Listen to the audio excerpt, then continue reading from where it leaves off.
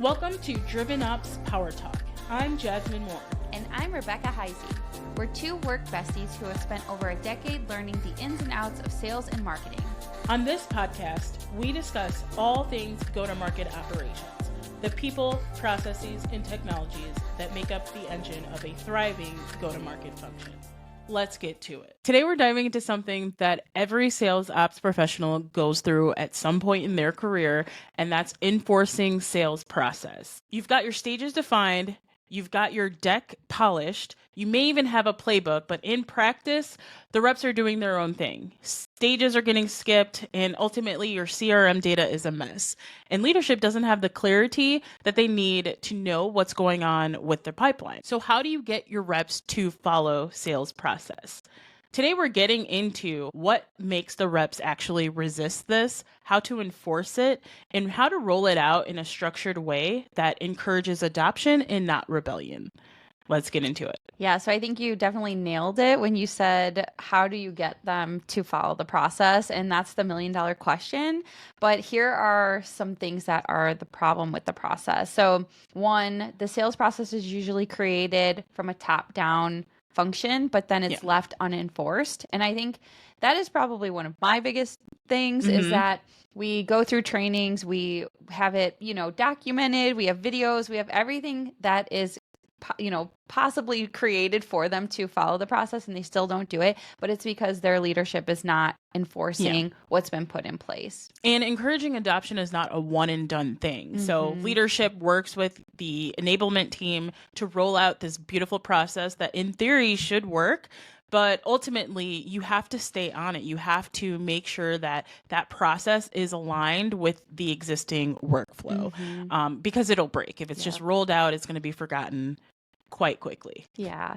And that's the other issue is that you don't want to have those problems later where like you said, your data is bad. And part of that is because if they're not following the process, then you're skipping steps, you're not logging information, and no one wants to be in the middle of an opportunity where it's a huge deal, and then you're like, we need to go back to that call, we need to go back to that email that wasn't logged, whatever it is, to see what maybe could be preventing that deal from closing. And it's just gut-wrenching for even like an ops person to run into that, because you're like, I have nothing to give you. Like, there is no data here because it wasn't captured or whatever the problem is, and it's because you didn't follow the process that we have outlined.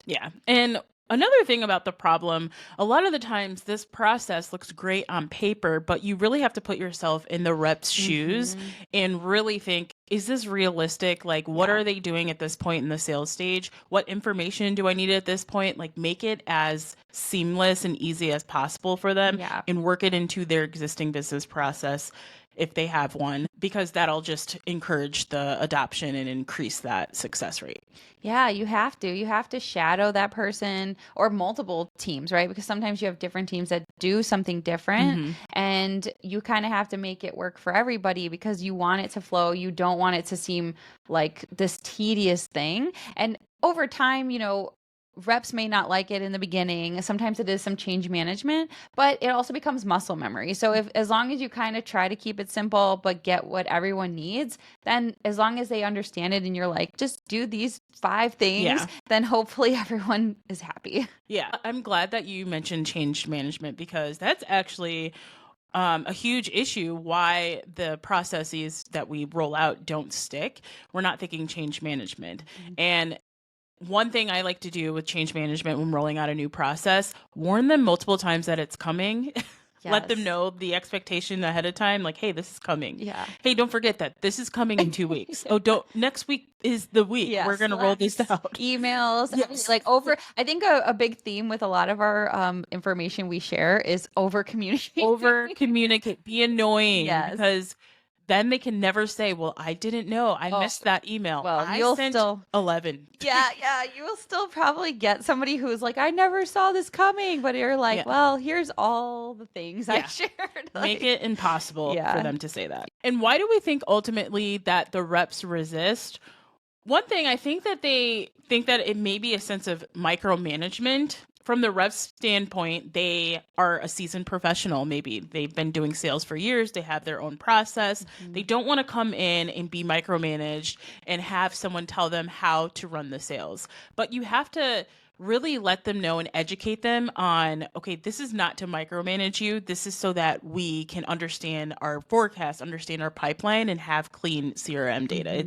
It's above your, trivial knowledge, your process that you've had before. Yeah, completely. And like the other thing that comes up with the resistance is that the reps may say, oh, well, we're just too busy selling to like worry about these details. But a good manager will also be able to see in the data if the rep is able to follow that process and continue to sell. Like it's really there to help them sell. It's not there to hinder them or, slow them down in their selling cycle. It's just that you have to be able to capture the data. So if somebody says, oh, I just called this person on my phone, but that's great for you, but now we have no record of that call. We don't really know what happened. If there was an objection, why was it? The managers can't follow through. And, again, like you also don't want the managers to come back and say, now I'm trying to review this rep's, maybe that rep is having a hard time closing deals and the manager can't even evaluate. So it's just always good to try not to think like, oh, it's going to bog down their selling time. Yeah. And lastly, it feels like admin work to them. Ultimately, when you're asking them to fill out all of these properties and then they're trying to progress stages and they're getting red flags and errors, like that's annoying and it feels like admin process. So that's a big reason why reps resist the overall motion of the sales process that you roll out. So keep that in mind and make sure, again, what you're doing is aligned with their workflow and to make that as easy as possible. But also just a shout out to those reps out there listening to this. Don't be afraid to come to your admins and say something's not working. Because the worst thing is when a rep is like, well, it hasn't been working, so I've just been turning things off or just not doing that. And really, like sometimes it's such an easy little fix that will get it back going. But you just don't be afraid to come. You're not annoying. This is what we all do as our day-to-day work. So we're here to help. And, we don't want to hear like, oh, it's been 2 weeks or a month and it just hasn't been working. Yeah, it's about communicating and it's a partnership. Your admin is there to support you and make it easy for you. And they may just not know. They may not know a nuance of your process that you have to do every time. Bring it up to them. I mean, have that open line of communication so that they can continue to support your business process. Yes, completely. So what real enforcement looks like for this process is one that it's not about policing, it's just about enforcing the behavior. So like we said, one thing is enablement. You really just need to train those reps so they're not confused. They don't feel like it's like this huge ask that's coming to them. Maybe it's technology and maybe they're not super tech savvy and they're just like, I just want to email and I just want to call, you know, but that now, technology has changed so much that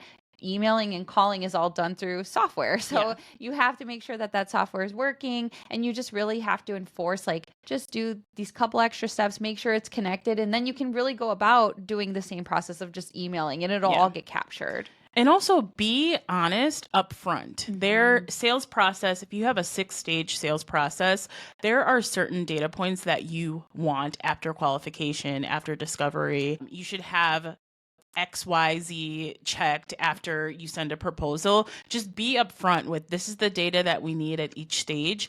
And if you're in a CRM like Salesforce or HubSpot, you can enforce this with those required fields. We don't want all of those fields to be required, like I said before, but some should be used as gating criteria to get into a stage. So definitely lean on your systems and workflows because you can require them and you can also automate. I love setting up an automation to where, hey, if I need these 3 properties to get to stage 3, you just fill in those properties and I'll automate that deal stage to stage 3 so you don't have to worry about that part. Yeah, definitely. And the other thing you want to do is make sure that it aligns with the real world motion. So again, you want to make sure you are shadowing those reps and you understand what it takes for them to have a contact at an account or a lead, and how that's all changing through the cycle, and what they do to open an opportunity, because all of that is going to play a factor in how you create that process for them. And you have to make sure that you're going through the same steps that they would go through to make sure that it all works. And so really you have to get on calls with them and have somebody shadow, you have to shadow them, and then that's how you can create the workflow of how they should go through the process. Yeah, and build them a playbook that they can refer back to, not just a text-based document. Switch it up. Have screenshots, have videos, recordings. Like, use your in-help text bubbles that most CRMs have. Like, make it as easy as possible and put it in their faces, and have a playbook to always refer back to. Okay, so we know how to enforce it. Now, how do you roll it out and avoid a rebellion, avoid the resistance, right? Yeah. One, I like to find a champion. So look at your highest sales performers and shadow them. Like you said, if you're going to do a drive-by shadowing of anyone, choose those highest performers, because one, you should be modeling your process after them. What are they doing every day? Because it's working. Make sure that the process that you are designing is modeled after your highest performing reps, because that will go a long way in the trust process. Because if you have your highest performing reps, they already have the respect of their team. And if you're building a process that's designed after their process, then you will have that trust from the broader team, because they know that this rep is doing it and something's working, right? Yeah, and I love that too, because not only do you want to shadow the best performing person, but I've also had experiences where when you have somebody who is really excited about doing the process right because it works for them, they're sometimes the best person to also train the team. So if you can kind of get a champion who's like, this has worked for me, here's an example of how I closed a deal, and it might have been a really good one, then sometimes reps are more eager to hear from them because they feel like this person is more relatable to them. So it's super helpful to also just get somebody who's really excited to work with you and who does like the tech and wants to do the process. And a pro tip, use your SDRs. I always find that SDRs, they're really good at following process, and they're good people to advocate for the process, advocate for the tools, and train up to the AEs. Yes, because they're on the front line, really. Yeah. So they're going through a lot more no's before they get the yeses, you know. So they're definitely, have to kind of build up that sturdy exterior of like, I got to get this right, otherwise I'm just going to keep hearing no's. So yeah, it's definitely good to work with SDRs. I have that same experience. And they're getting more reps in. So to your point, they're hearing a lot more no's. Which is getting them reps in and following the process. So lean on your SDRs as your power users and champions to train up to the AEs. Yes. Okay. So another thing that is super key is giving people the why. Like, what's in it for me? Why does this benefit them? They don't want to hear why it benefits you as the admin or you as the operational person, because they don't really care. Like, they're like, yeah, okay, data, cool, whatever. But when it's sort of laid out for them and how it's going to benefit them, then it helps for them to care more. So you definitely want to give them the why. Yes. What is in it for me? That's huge. And lastly, if you want to roll this out in a way that is avoiding a rebellion, make sure that you are giving them feedback loops. So have a Slack channel, have a weekly office hours for your CRM.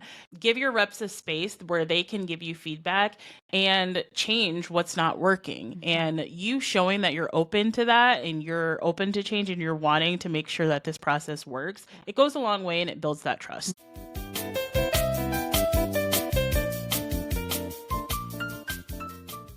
All right, now it's time for coffee talk. All right, Becca, what's our coffee talk topic? Today we're going to do how not to resign. Oh, how not to resign. This is interesting because people are resigning differently nowadays. Before it was like the traditional give your 2 weeks notice, which I think is still good. I think so too. Yeah.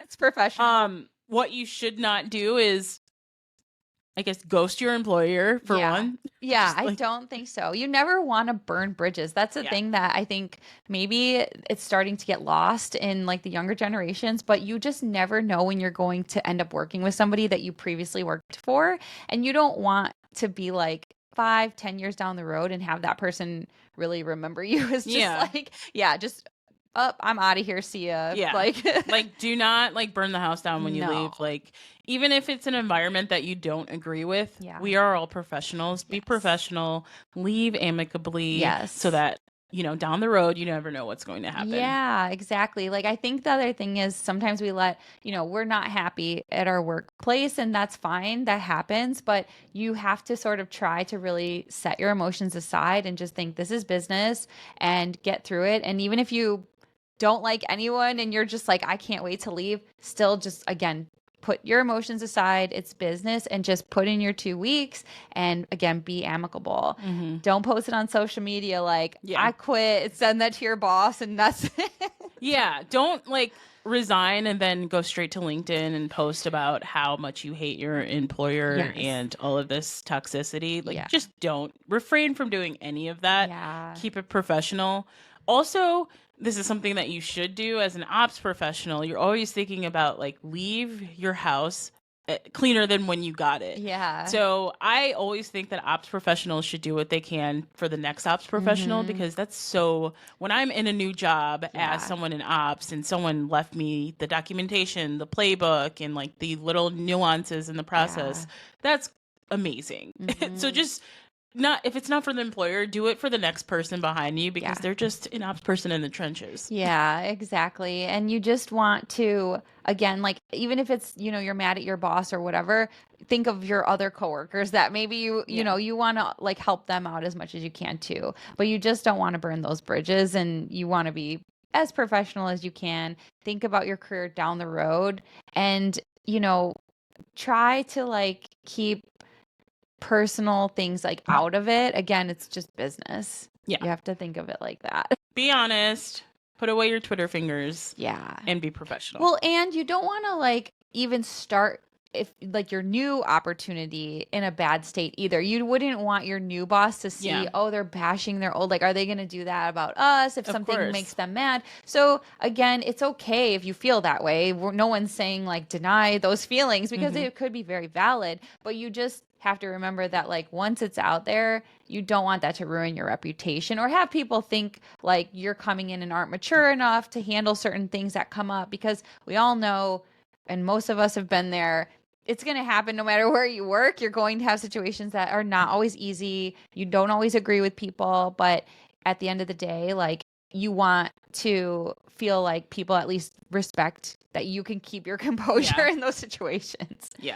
So let us know down in the comments how not to resign. What are some things that we forgot? And hopefully you don't have any bad experiences. It's not always a bad experience. You're resigning because it's just the next step in your career, which is wonderful. Or if you have some really good tips on maybe somebody who did something just like really great that you haven't seen before, share those too. Thanks for tuning in. I hope you found this helpful. Let us know other tips in your sales process enforcement. See you next time. Be sure to like, subscribe, and follow us on all social media platforms. Keep up with us and all of our hot takes on all things go-to-market operations. See you next time.